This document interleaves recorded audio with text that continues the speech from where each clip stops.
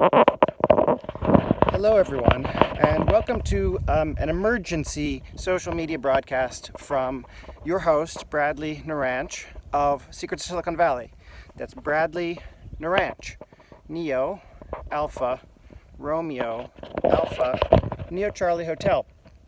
So there have been several developments in my independent Purple Power movement presidential campaign that I need to discuss. One of which is bad news, I guess, inadvertently, and the other two of which I think are reactive, responsive, positive stories.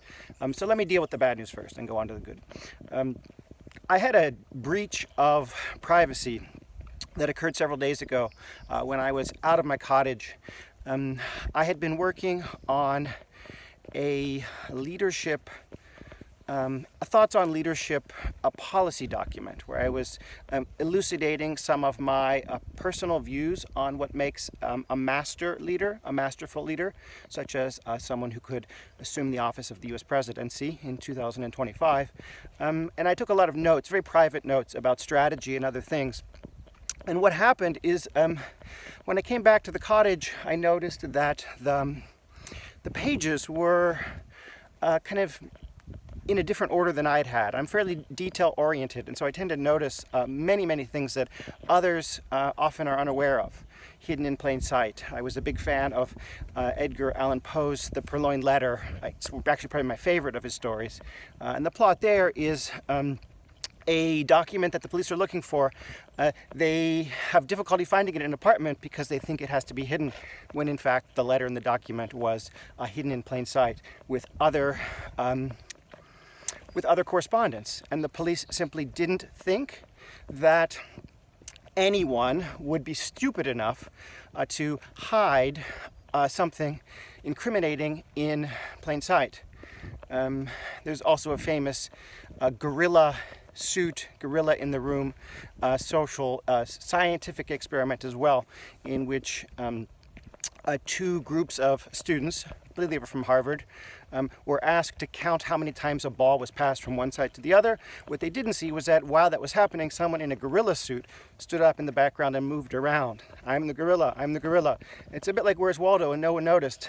So that just goes to show you that if you don't pay attention, things can happen right under your feet. I think what happened, as far as I can tell, is that someone, I don't know who, got in, took a video of my private, top secret, actually policy planning documents, and then posted it on social media. It appeared on TikTok, it appeared on a couple of other things, Instagram, and there were even some leaked documents on other social media sites, all the ones that I use from my accounts. It appeared that China did it, but the truth is, you don't really know, right? It could just be a classic example of counter-espionage. You know, stranger things have happened. But clearly, my accounts have been breached. I don't really know what to do because I have so much content on them. So I can change the passwords, which I did. I feel a little bit safer, but I'm genuinely worried that with the power we have of computers today, that any password I come up with will automatically be decrypted. I also have a feeling that my outdated iPhone 7, which I use for many of my broadcasts and where I keep notes, has somehow been breached with spyware or malware. So really anything I say probably is maybe being watched by others. I'm not sure about that. But if I see something posted on social media from here on out that isn't mine, I'll let you know. Those documents were mine. They just came out a little bit sooner than I had anticipated, but I'm very happy with them, and I hope you take a look at them. My thoughts on leadership. I think now that the cat is out of the bag, so to speak, we can move forward as if that was planned. I have started to ramp up my fundraising for my Purple Power Movement candidacy. Since it will be an independent candidacy, I can't rely upon the Democratic or Republican coffers or their networks. Of course, I do hope to partner with the Democratic Party if Kathy Hochul becomes my running mate, but I definitely need money for the Purple Power Movement itself and to help me organize my global seminars next year, where some of my top supporters and donors will gather together in groups of 12 at 4 select locations, which I've talked about, in Mexico, Hawaii, in Napa Valley, and in Park City, Utah. And we'll really start strategizing, because I definitely am a neophyte here when it comes to politics. I think I'm a bit of a natural, but there's no substitute for experience when it comes to politics. It's complicated. There are a lot of moving parts. So I've created 4 groups, 2, 4. One is called the Purple Power Rangers, one is called the NeoTemplars, one is called Bradley's or B's Buccaneers, and the other is called the Iridium Club.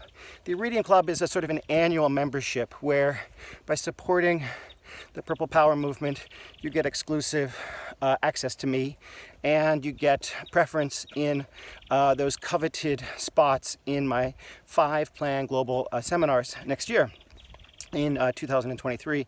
The Purple Power Rangers are more like folks who help to promote my message on social media, and the Bees Buccaneers are mobilizers.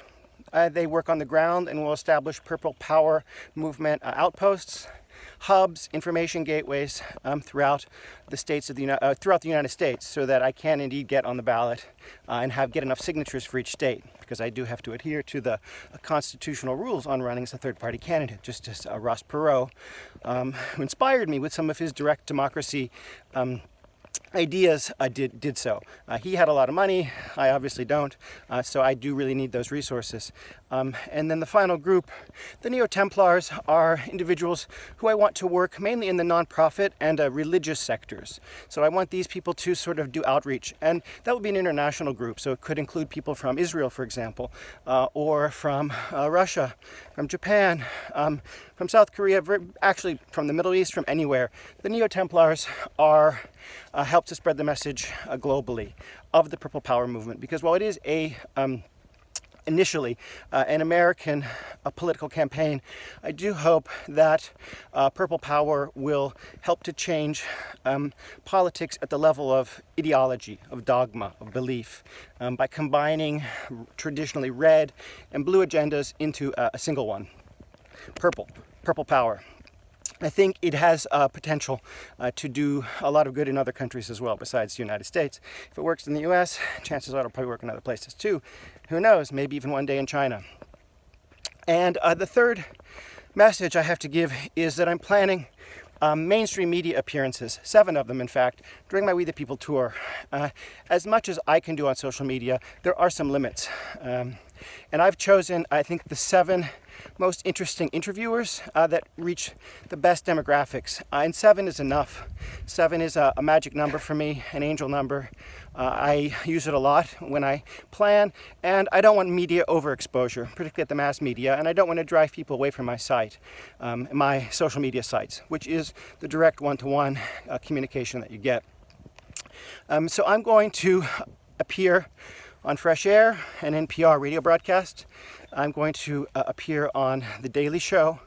I'm going to appear on Jon Stewart's podcast. I'd like to appear on Howard Stern's show and on the Joe Rogan show, and to do a sit-down interview with, an extended sit-down interview with Anderson Cooper, and also with Diane Sawyer. So those are the 7. Those are the 7 kind of seals, right? That I'd really like to open up, right? Because I feel that these are fantastic journalists, interviewers. They're mavericks in some cases. Many of them have worked for decades, and I think that they can really challenge me to improve my message and to reach more people. So that's all for today. I really enjoy sharing this with you, and I wish you all the best. God bless America. God bless the world. Bradley, peace out.